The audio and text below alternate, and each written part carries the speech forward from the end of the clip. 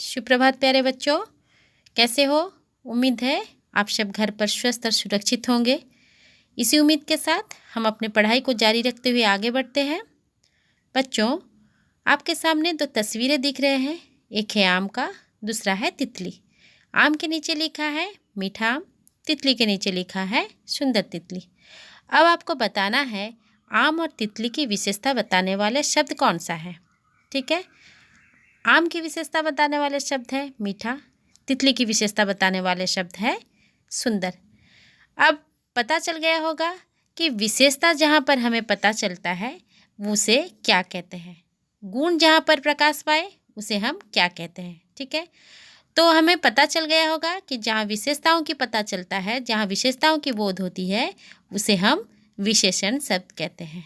ठीक है बच्चों, तो फिर आज का विषय हमारा क्या है चल गया होगा। आज का विषय है विशेषण, हिंदी व्याकरण विशेषण। विशेषण को पढ़ाने से पहले हम जान लेते हैं कि विशेषण की परिभाषा क्या है। ठीक है, वह शब्द जो संज्ञा या सर्वनाम की विशेषता बताते हैं उसे विशेषण कहते हैं। ठीक है, अब उदाहरण को देखकर जान लेते हैं कि इसमें विशेषण शब्द कौन सा है और संज्ञा शब्द कौन सा है। विशेषण शब्द कौन सा है, संज्ञा शब्द कौन सा है। सफ़ेद चादर बिछा दो, इस वाक्य में विशेष संज्ञा शब्द कौन सा रहा, चादर रहा। चादर की विशेषता कौन बता रहा है, सफ़ेद बता रहा है, इसीलिए सफ़ेद रहा विशेषण शब्द। दूसरे वाक्य में 5 छात्र आ रहे हैं, तो इस वाक्य में संज्ञा शब्द कौन सा है, छात्र है, उसकी विशेषता कौन बता रहा है, 5 बता रहा है। तीसरे वाक्य में कुछ फल लाओ, इस वाक्य में संज्ञा है फल, उसकी विशेषता कौन बता रहा है, कुछ।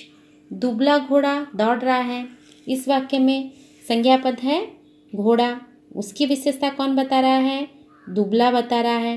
तो फिर बच्चों आप जान लीजिए कि हमने अभी आपसे कहा संज्ञा या सर्वनाम की विशेषता बताने वाले शब्द को हम क्या कहते हैं, विशेषण कहते हैं।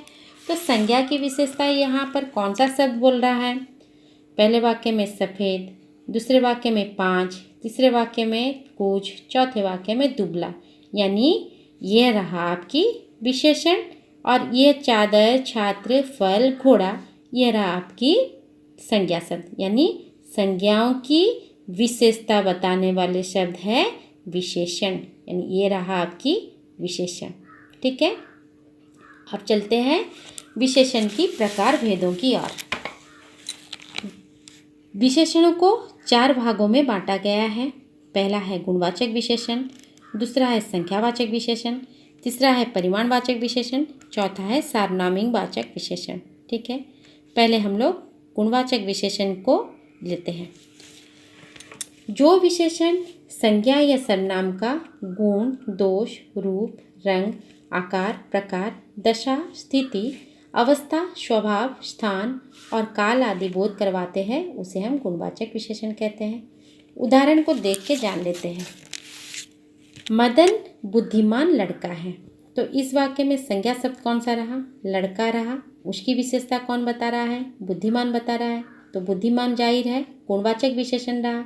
लेकिन बच्चों आपके मन में सवाल आते होंगे कि मदन संज्ञा शब्द नहीं है क्या।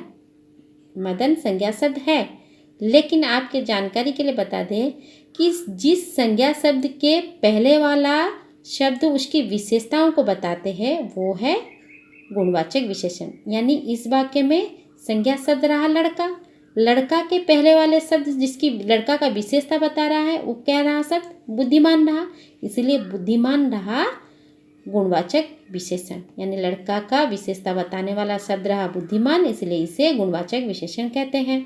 ठीक है, पवन एक बड़े घर में रहता है, इसीलिए घर रहा संज्ञा शब्द, उसके पहले क्या शब्द लगता है, यानी घर की विशेषता बताने वाला शब्द कौन सा है, बड़ा है, यानी बड़ा रहा गुणवाचक विशेषण। पवन भी एक संज्ञा है, लेकिन पहले हम बोल चुके हैं कि पवन संज्ञा शब्द है, लेकिन संज्ञा शब्द के पहले आने वाला शब्द, संज्ञा शब्द की विशेषता बताने वाले जो पहले आते हैं वो है गुणवाचक विशेषण। रतन बेईमान आदमी है, यहाँ पर आदमी रहा संज्ञा शब्द, उसकी विशेषता कौन बता रहा है, बेईमान बता रहा है, यानी संज्ञा शब्द के पहले लगा हुआ है जो संज्ञा शब्द के पहले लगता है वो है विशेषण, यानी संज्ञा शब्द के पहले लगा है बेईमान, तो बेईमान रहा गुणवाचक विशेषण। ठीक है बच्चों, उदाहरण समझ में आया। फिर आपके मन में सवाल आते होंगे कि गुणवाचक विशेषण क्या सिर्फ गुणों को ही लेकर बनता है? ऐसा नहीं। गुणवाचक विशेषण की परिभाषा को आप देख लीजिए। यहाँ पर गुण, दोष, रूप, रंग, आकार, प्रकार सभी को लिया गया है। तो फिर उदाहरण को देखिए। बुद्धिमान एक गुण का परिचय है, बड़े घर यानी एक आकार का परिचय है, बेईमान यानी अवगुण, दोष का परिचय है। तो अब समझ में आया कि गुणवाचक विशेषण सिर्फ गुणों को लेकर नहीं बनता है। ठीक है बच्चों, गुणवाचक विशेषण समझ में आ गया। अब चलते हैं संख्यावाचक विशेषण की ओर।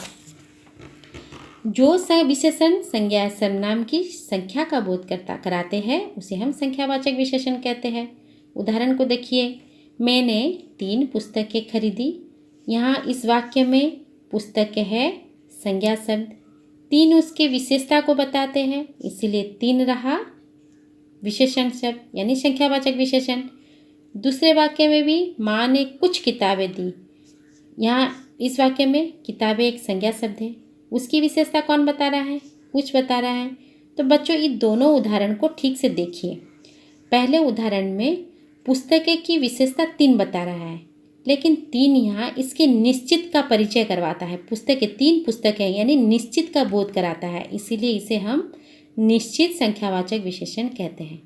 दूसरे वाक्य में किताब के पास कुछ लगा है, यानी कुछ के पास संख्या नहीं है, तो कैसे पता चलेगा कि ये संख्या है? संख्यावाचक विशेषण का उदाहरण है, यानी यहाँ किताब कुछ निर्दिष्ट संख्याओं में है। ठीक है, तो यहाँ पर यह कुछ लगने पर यह रहा अनिश्चित संख्यावाचक विशेषण। पहले वाला वाक्य निर्दिष्ट संख्या का बोध कराता है, इसीलिए वो निश्चित संख्यावाचक विशेषण रहा। दूसरे वाक्य में संख्या का निर्दिष्ट का बोध नहीं होता है, इसीलिए यह रहा अनिश्चित संख्यावाचक विशेषण। ठीक है, अब संख्यावाचक विशेषण की प्रकार भेदों को जान लेते हैं। संख्यावाचक विशेषण 2 प्रकार से होते हैं, निश्चित संख्यावाचक विशेषण, अनिश्चित संख्यावाचक विशेषण। ठीक है, परिभाषाओं को भी जान लेते हैं। निश्चित संख्यावाचक विशेषण किसे कहते हैं? जो विशेषण संज्ञा या सर्वनाम की निश्चितता का बोध कराते हैं उसे निश्चित संख्यावाचक विशेषण कहते हैं। यानी उदाहरण को हम देख लेते हैं। मैंने 3 पुस्तकें खरीदी। निश्चित संख्या का बोध कौन कराता है? 3 करवाता है, इसीलिए यह रहा निश्चित संख्यावाचक विशेषण।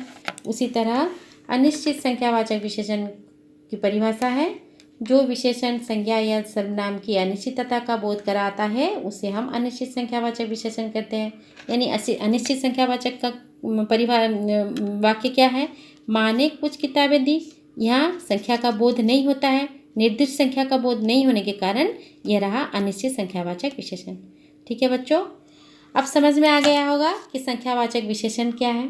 तो फिर बच्चों आज हमने विशेषण की परिभाषाओं को जाना, उसके प्रकार भेदों को जाना, गुणवाचक विशेषण को जाना, संख्यावाचक विशेषण की भी हमें जानकारी मिली।